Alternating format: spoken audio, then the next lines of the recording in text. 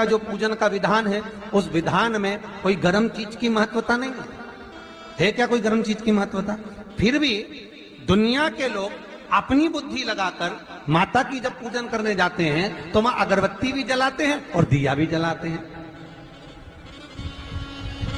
अब एक तरफ तो तुम माता को ठंडा पानी का भोग लगा रही हो, एक तरफ तो ठंडा भोजन चढ़ा रही हो, एक तरफ तो ठंडे का प्रयास कर रही हो, और ऊपर से माता को तुम दिया लगाकर, अगरबत्ती लगाकर तुम माता को सम्मुख में गर्म तत्व को प्रदान कर रही हो, और फिर आकर कहती हो कि मेरा बच्चा क्यों बीमार पड़ता है, मेरे पति को आगे बार बार ये कष्ट क्यों आता है, घर में लोग चिड़चिड़े क्यों हो जाते हैं, घर में लोग क्लेश क्यों करते हैं, आखिर कारण क्या है? तो कारण तो तुम खुद हो कि जो चीज लिखी है वो ना करते हुए दुनिया जो कर रही है तुम वो करना चाहते। तुम भगवान की पूजन उस विधान से नहीं करना चाहते जो विधान शास्त्रों में, जो शास्त्रार्थ विधान कहता है।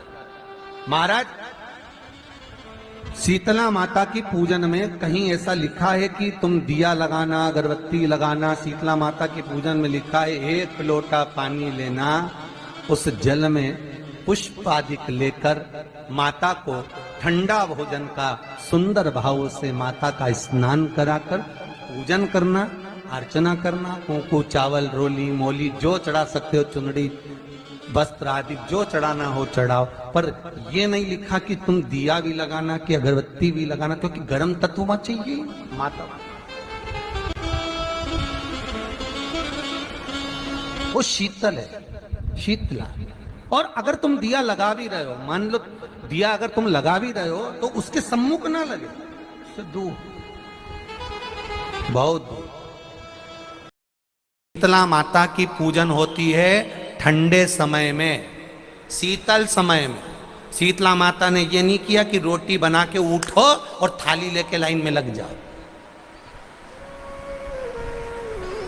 तुम देखना, शीतला माता की पूजन करने लोग जाते ना शीतला सप्तमी, शीतला अष्टमी पे, बस 11 बजे तक तो रोटी बनाती रहेगी, सामान बनाती रहेगी, 1-1.5 घंटा में ठंडा हुआ, 12:30 बजे उठ के सीधे लाइन में लग जाएगी, जल्दी से पूजन करके सो जाऊंगी, काम खत्म।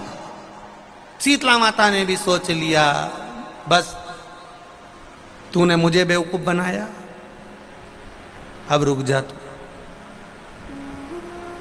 11 बजे तक भोजन बनाया, 10 बजे तक भोजन बनाया, 1 बजे रात को लाइन में लग गई पूजन करने के लिए। 1 बजे रात को, न जाने किसने फैला दी कि 1 बजे रात को लग जाओ लाइन में, सुबह तक पूजन करके अपने घर आ जाओ, फिर आराम से आके सो जाओ। अब इतनी जल्दी क्या है भगवान के पूजन की? माँ की पूजन करने जा रहे हो, माता से लाड़ लड़ाने जा रहे हो, अपनी माता से अपने दिल की बात कहने के लिए जा रहे हो, अपने स्नेह की बात कहने के लिए जा रहे हो, तो धीरे धीरे प्रेमवश आनंद से माता की आराधना शीतल समय में, ठंडे समय में। ठंडे समय का मतलब है भीतर से ठंडे होकर, अपने भीतर से ठंडे होकर। अब अपने भीतर तो ठंडा ही है ही नहीं ना, जल्दी जल्दी चलो, और आधी बहुत पतली खुशी है, और और ये कितना बड़ा कपड़ा थाली पे ढाक ढुका के लाइन में खड़ी है शीतला माता। शीतला माता, या हाथ में लोटा या हाथ में थाली, और इतनी देर में पड़ोसन निकल के बाजू में से जा रही थी और लोटा थोड़ा सा ढुल गया। अब यहाँ शीतला माता की पूजन करनी आई और ये हो गई चंद्र घंटा, लोटा जरा सा ही पानी का झलका, देख के नहीं चल सकती। ठंडा भोजन हाथ में, लोटा ठंडा पानी का, और अंदर अग्नि। शीतला माता भी कह रही इसको अजान दो पहले, इसको क्या मतलब?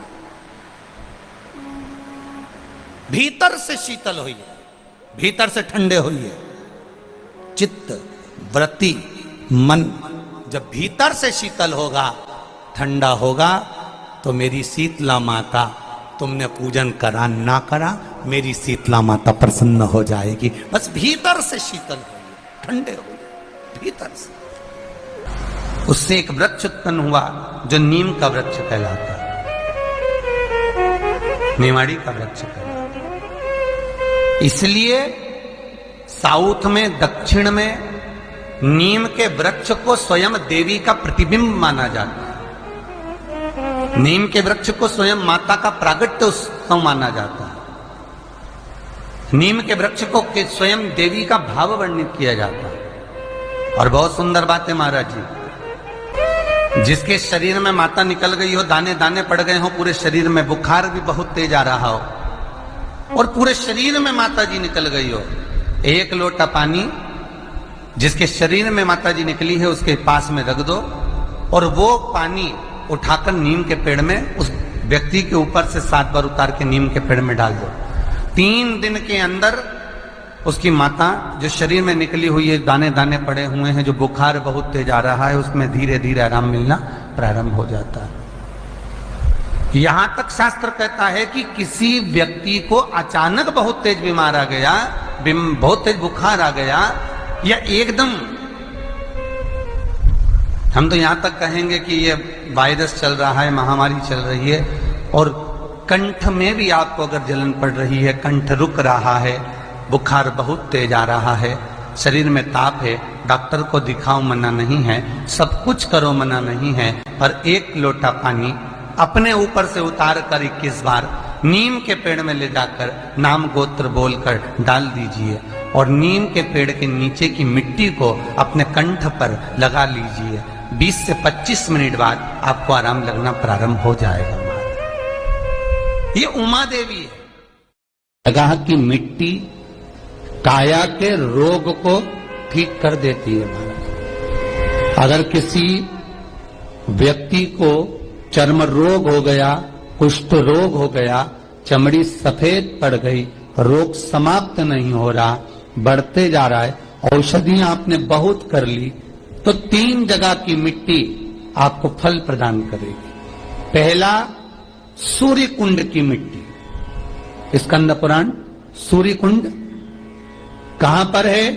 तो कहा दतिया और झांसी के बीच में सूर्य कुंड निवास करता है। उस सूर्य कुंड की मिट्टी को लाकर जिस व्यक्ति को कुष्ठ रोग हो गया हो, शरीर की चमड़ी सफेद पड़ गई हो, स्कंद पुराण कहती है सूर्य कुंड की मृदा लगा लेने से 5 से 7 दिन में रोग समाप्त होने लगता है महाराज। पर सूर्य को सर्वाधिक प्रियता क्या? सर्वाधिक प्रियता सूर्य को क्या? क्योंकि सूर्य तपता है, तो उस तपन को मिटाने के लिए सूर्य देवता के शरीर पर गाय का घृत मला जाता।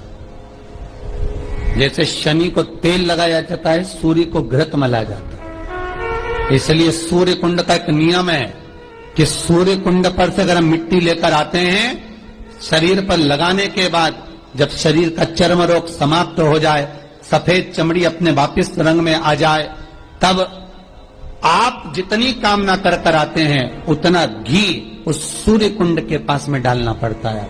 1 किलो, 2 किलो, आधा किलो, 250 ग्राम, 25 ग्राम, 50 ग्राम, जो आपने कामना करी है उतना चढ़ाना पड़ता। पर वो घी गाय का होना चाहिए और उस घी का प्रयोग कोई नहीं कर सकता। इसलिए आज भी स्कंद पुराण में तो केवल सूर्य कुंड का वर्णन है, घृत का वर्णन है, पर स्थान आज भी झांसी और दतिया के बीच में जो सूर्य कुंड विराजमान है, आज भी वहां पर कुंड के पास में एक घी का कुआं है जिसमें घी डाला जाता है, पर उस घी का प्रयोग कोई दुनिया का व्यक्ति नहीं कर सकता। जो करता है वो शरीर में फपोले पड़ जाते हैं और बाद में सड़कर मर जाता है। घृत है, पर गंध नहीं, घृत है। 3 जगह की मृदा जीव को सुख का अनुभव कराती है। पहला सूर्य कुंड महाराज।